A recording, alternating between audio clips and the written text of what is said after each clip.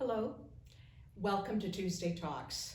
This is, I believe, the 18th week that we have presented a Tuesday Talk for our listening audience. Thank you for joining us again today.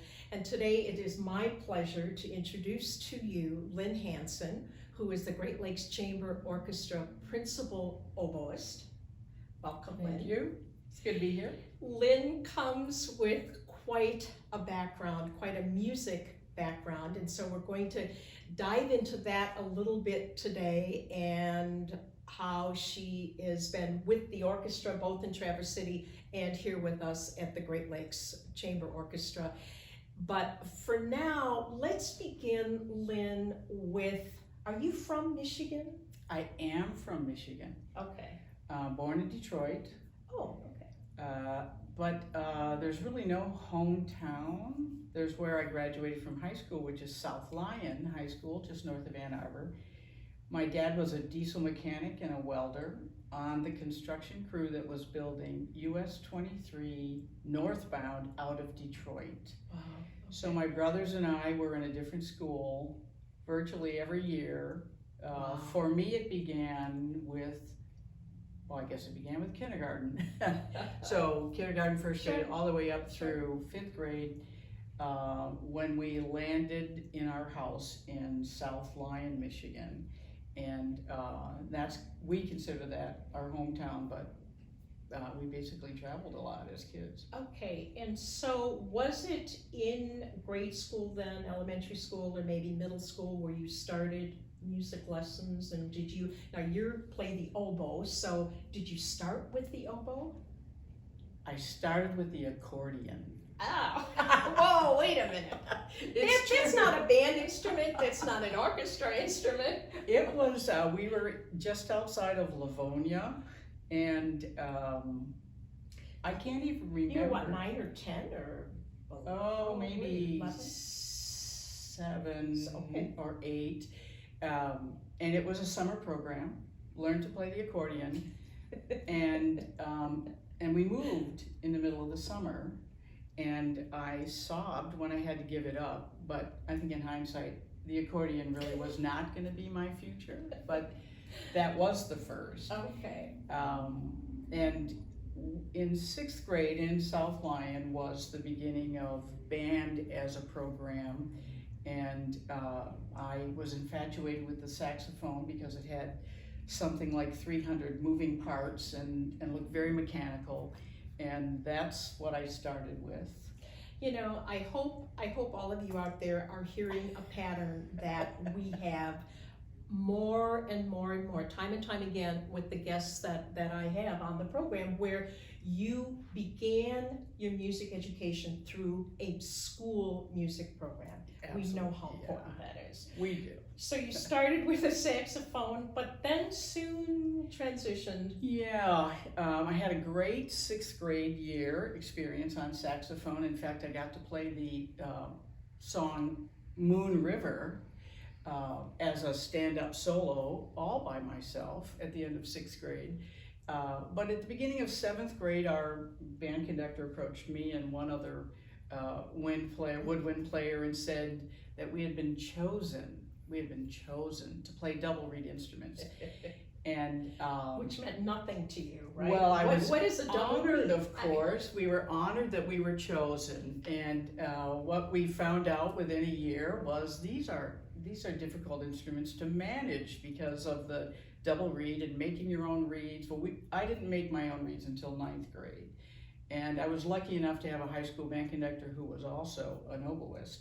So he had no fear of sitting down and teaching me how to tie reeds and how to, scrape reeds so that I could begin making my own. And my great friend who transferred to the bassoon at the same time I did, she and I went all the way through high school together, and really had a great time. Once we got used to, oh my gosh, these reeds are a problem, and these instruments are a little quirky and very temperamental. And so you make a lot of reeds. Does a reed last for one concert or more, or? It depends on the player and your read style, and I have learned over the years that I get about 15 to 20 hours of hard playing. Those rehearsals where you're on it all the time and you're playing loud and it's technically challenging, and you're really working that read hard. So that's a lot of reads. That's a lot of You're reads. spending a lot of time making reads. Yeah.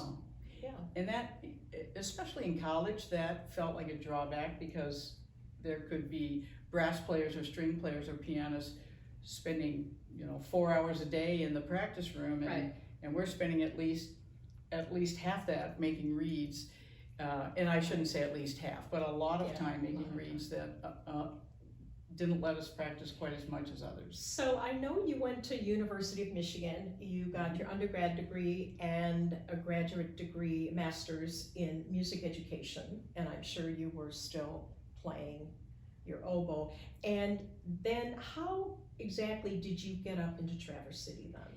Well, my first job was Albion High School, and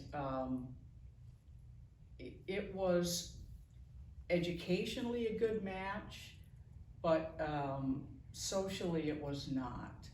And I mean socially within the school community.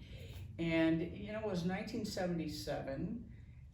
There were problems, there were economic problems, there were racial problems. The student population at Albion High School, my first 2 years, starting in 77, was 52% minority. And it really forced a teacher to look at the child. What does this child need? Because of the tension. Sure. And in our whole world at that point, in our whole nation at that point, in the 70s, there was still a lot of racial tension, and of course we're not through that yet. But it became a focus of mine that we aren't here to teach band or math or language arts. We're here to help raise the next generation, and we're teaching the whole child. And it was a profound experience for me, and it also felt like the wrong place for me. At the same time, I was having this epiphany of what I'm really doing as a teacher. Yeah. One of my great friends from U of M had been in Traverse City 1 year, Gary Hill, who will retire soon from Arizona State University. But he was the high school band conductor 1 year before I got here, and the junior high band conductor was leaving, and Gary said, "Hey, you want the best job in the state of Michigan?" And I said, "Well, that would be fun." Yes, exactly. So I came up and interviewed and got the position and never left. And never left. You had been in Traverse City teaching for a long, long time, and you were the band teacher for years and years and years at the middle school. Right, well, then it was the junior high, and then it Okay. became West Junior High, and now it's West Middle School based on grade configuration. It went from 7th, 8th, 9th grade junior high to 6th, 7th, 8th grade middle school. And, but yeah, so between Albion High School and West Junior High bands, 24 years of that, and then 11 years as one of the principals. Sure. In the same building. You went back and got another degree in administration. Right. And School then sort of administration. transferred over from just complete music education to actually being a principal and administration. And Yeah. It was, there was a turning point coming in my life. Most of it had to do with wanting to play the oboe forever, and recognizing that being a band conductor for 24 years was taking a toll on my hearing, and it was becoming equally as important to me to continue playing as it was to continue teaching.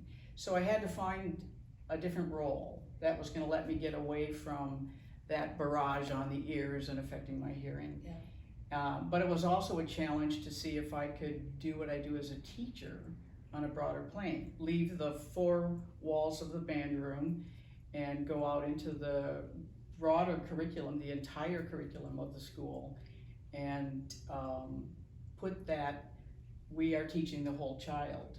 We are not teaching math or geography or phys ed or science. We are teaching life skills. You have always had such a strong ethical approach to what teaching is or what it should be. And that, as you have said now several times, it really involves teaching the whole child.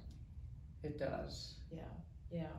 So you've enjoyed okay, but here's a question, Lynn. So you have been in the band world, really, your whole professional life, and yet as an oboist, and I know that you've been with the Traverse Symphony Orchestra for going on 40 years now this year, and you've been with us, Great Lakes Chamber Orchestra, this will be your 8th year. So how did you make that transition, if you will, or you're able to do, obviously you can do both, you can play in a band and you can play in an orchestra, but what drew you to an orchestra? The biggest thing really boils down to how the sections are structured. In an orchestra, there are 2 oboe players, sometimes 3. In a rare, wonderful moment of big pieces, there might be 4. Right. In a concert band, and maybe let me back up just for a second. It's all not only 2 oboes, it's 2 flutes, it's 2 clarinets, it's 2 bassoons in the woodwind section.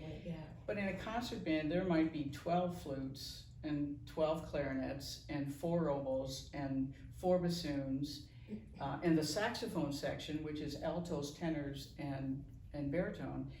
And then the same is true in the brass sections. There aren't just 2 trumpets or 3 or 4 trumpets. Again, there might be in a band, yeah. In a band, there might be 8 or 10 or 12. So as an oboist, you really begin to realize right away that if you want to be heard, you play in the ensemble where there are 2 oboes. And our most wonderful historic composers all just love the oboe and write beautiful music for the oboe players. Bach, Beethoven, Brahms, Mozart. I mean, there's just so much wonderful literature for oboes. It's such a beautiful, mellow sound. I just love the oboe. I do often tell people it's the voice of God, and then they'll say, no, my instrument is the voice of God. So, no, but the oboe really is. You and I know that. So, it's just, it has a very singular sound. Just cuts right through. But in a more wonderful way, hopefully, in resonance. No, yes, you think, if we all have heard the Messiah how many times? Yeah. And you can just already hear in your mind the oboe in so many of those passages in the Messiah. And then within the oboe section, you go to the oboe d'amore and the English horn, and they have a completely different style bell, which even warms up the sound more.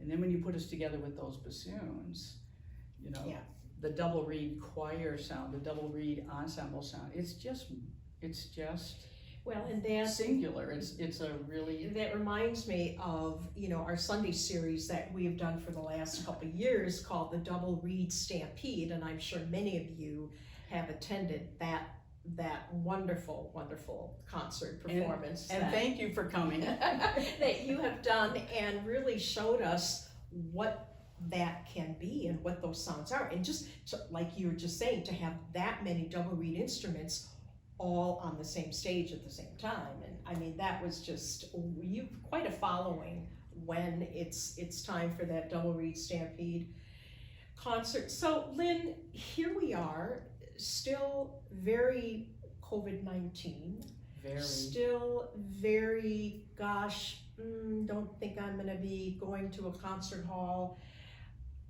Where does that put orchestra and orchestral music? And we know that music and arts are so important in our world.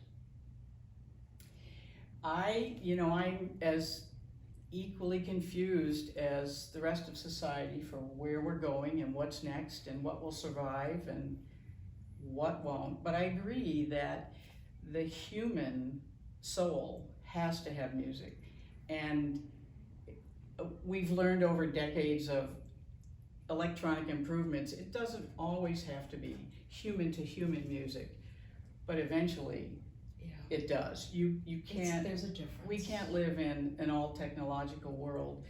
So I just have to believe in my heart of hearts that our choirs and our orchestras and our bands and our jazz bands and our pop music and our folk music and dance and all vocal, everything will survive. Will it be the way it's been for hundreds of years? I don't know. You know, there have been other pandemics, Right, and exactly. the arts survived. So I And- have to put on my It's come back, exactly. my ever optimistic self that yes, they will survive, and especially in locations like ours, you know, the northwest corner of the Mitten Peninsula of Exactly. Michigan, we have glorious art opportunities and visual arts, performing arts, and our communities thrive on it, and it draws people, and people choose to live here because that is such a rich culture around us. And I really do believe that we will be creative. We will find ways to continue to share in-person music making, and you know, we have hundreds of thousands of school children right now trying to figure out how to keep band or orchestra or choir in their curriculum, along with any of the other subject classes Sure, that sure, put kids in sure. close proximity to each other. And Exactly. I know the Petoskey High School Band has been rehearsing, and I believe that it's been opened up, that they can be performing at the football games or wherever. So it's interesting. Of course, you and I are so very partial to Traverse Symphony Orchestra, Great Lakes Chamber Orchestra, to orchestral music, and the importance and viability of music programs in communities. And here we are in Little Petoskey with Great Lakes Chamber Orchestra. yeah, this is so unique. I love that there is a focus beyond full orchestra. I love that there's an opportunity called the Sunday Series, plus the educational outreach series that touches so many different levels of age levels, first of all, but also public school, the chamber music concerts that are done with adult audiences in mind. And it gives so much more to our audiences and also to our performers, because they have opportunities to perform as soloists or in small ensembles. They have opportunities to be their own leaders, Right. to really take charge and ownership of a complete program. Right. And there's a lot of growth in that. And Well, we've been so fortunate to be the recipients of your vast experience in music education, and you have served so well on our education committee. You have helped so much when we established our Young Children's Library series a couple of years ago. Lynn was a very big part of that, and I want to thank you again for your direction and dedication to that program. And you're still on the education committee yeah, for the GLCO, and you know, that's a very important part of what we do, and it's maybe not something that a lot of our concert goers know about, but we do have some very good and dedicated education programs, and it's just so vital. it is. Look at how you started. That's right. That's right. So, yeah, it's the kids have to learn to experience, explore, move, sing, let it into their body, and I shouldn't say they have to learn, because they're born with it.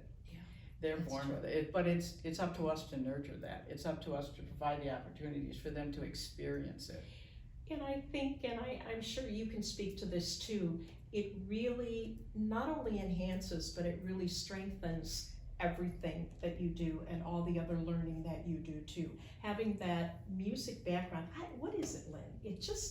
It really helps you to be a better student in so many ways.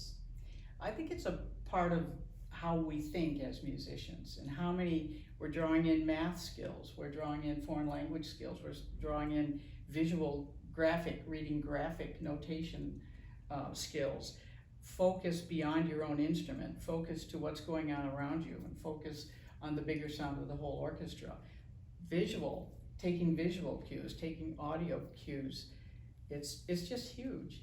And when you can build a discipline with all of that, you can pretty much turn it out in any aspect of life and use it. Yeah, you sure can. Well, Lynn, I want to thank you for joining us today, and Lynn is still a very active part of our education committee, and as many of you know, we have our Little Bay concerts as an online program that musicians are performing, and you did one of our Little Bay concerts. Thank you very much, Lynn. We have Tuesday Talks, where we just give you a little sneak peek into the lives and the backgrounds of many people that have touched the orchestra. And we are working to expand our online offerings of educational programs. And Lynn, I want to thank you so much for continuing to be a part of that, because you bring such a wealth and depth of knowledge and leadership to our education programs. So I want to thank you for that. And I want to thank all of you for tuning in again this week for Tuesday Talks. We enjoy being here as much as I hope you enjoy listening to us. So thank you very much.